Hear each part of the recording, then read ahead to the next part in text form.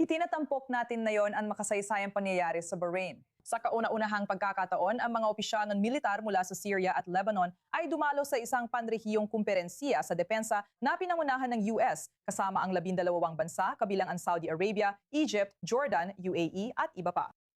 Nagtipon sila sa Manama sa ilalim ng US Central Command para talakayin ang seguridad sa rehiyon at muling pagtibayin ang pangakong panatilihing bukas ang Strait of Hormuz para sa pandaigdigang kalakalan. Ngayon, ito ay isang makapangyarihang larawan na nakikita mo dito dahil ibig sabihin nito, ang Syria na mahigit 2 taon pa lang ang nakalipas ay pinamumunuan ng isang diktador na suportado ng Iran, si Assad, ay ngayon ay nakaupo na sa mesa ng Amerika. Ang Lebanon na matagal nang nasa ilalim ng impluwensya ng Hezbollah ay kinikilala na ngayong lehitimong katuwang sa seguridad. Sa madaling salita, aktuwa na inayos muli ang gitnang silangan. Ngayon, narito ang isa pang pangungusap na tila imposibleng mangyari ilang taon lang ang nakalipas. Ang ministrong palabas ng Syria ay nasa Beirut ngayon at sinasabi ng Damasco na bukas silang makipag-usap sa Hezbollah.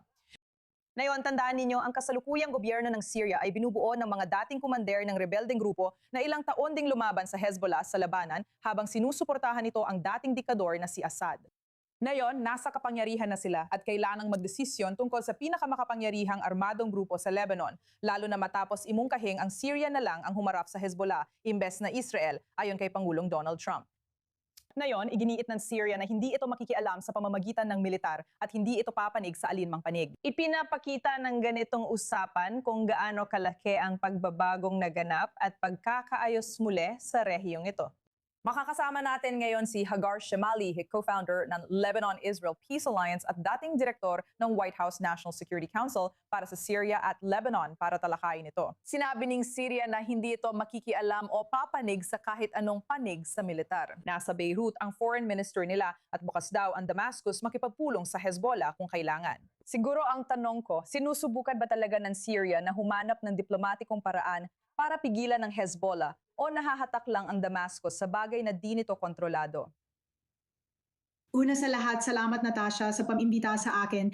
Binibigyan diin mo ang isang napakahalagang issue dito dahil ang totoo, hindi talaga kayang kontrolin ng gobyerno ng Syria ang karamihan sa sarili nitong teritoryo.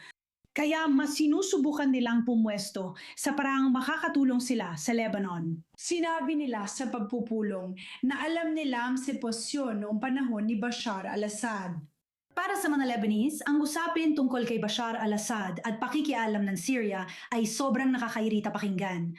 Alam naman natin, sinakop nila ang Lebanon ng halos 20 taon, kaya ang pananaw nila ay mas nakatuon lang talaga sa pagsigurado na makakapag-focus sila sa sarili nilang lupain. Bagamat lumitaw ang isyong ito mula sa Estados Unidos, sa kabutihang palad, hindi ito masyadong pinapansin. At syempre, laging may pangamba kung pinilit ni Pangulong Trump si al-Shara na makialam sa Lebanon kung papayag ba si al-Shara. Pero sa ngayon, malinaw na wala siyang interes na makialam sa Lebanon. May sarili siyang problema na dapat ayusin. Sa tingin ko, wala naman silang simpatya para sa Hezbollah. Binanggit ni Trump na maaring Syria ang kumarit sa Israel laban sa Hezbollah. Sa framework agreement ng Iran at US, ang pag-atras ng Israel ay konektado sa pagdidisarma ng Hezbollah. Ang deconfliction cell na binanggit ay dapat manpanatili ng katahimikan. Pero ano ang malinaw na estratehiya ng Washington?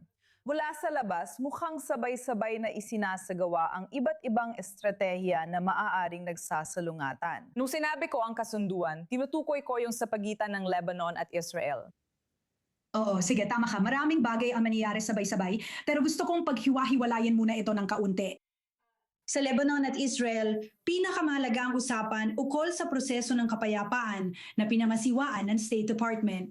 Isa ito sa pinakamalaking tagumpay mula sa Trilateral Framework Agreement na nilagdaan noong nakaraang linggo.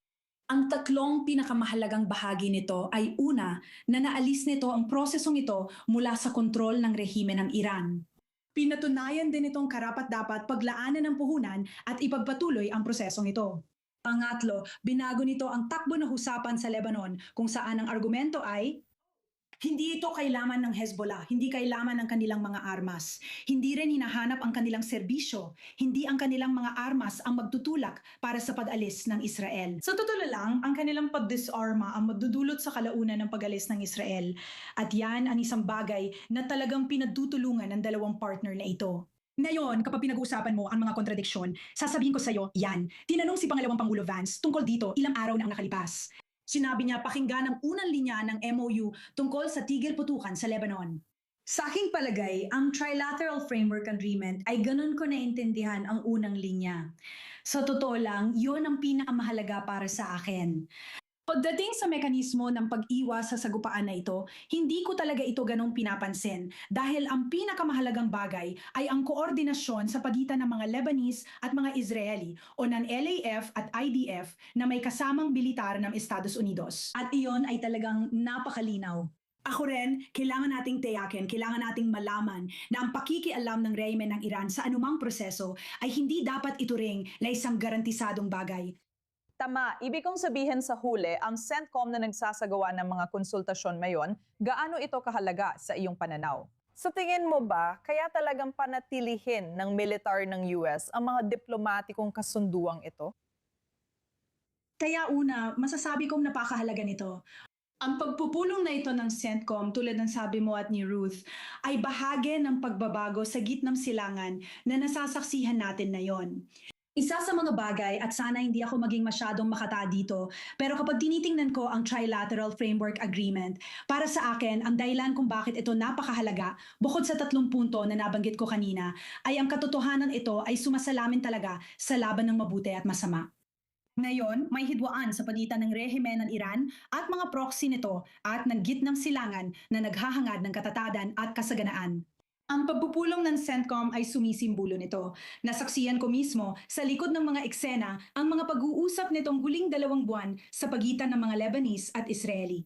At kitang-kita mo talaga ang pamumuhunan at kagustuhan ng militar ng US gaya ng dati dito sa rehiyong ito, ngunit upang tunay na gumanap ng sumusuportang papel, hindi lang sa Lebanon at Israel, kundi pati na rin sa mas malawak na rehiyong ito at sa direksyong tinatahak nito.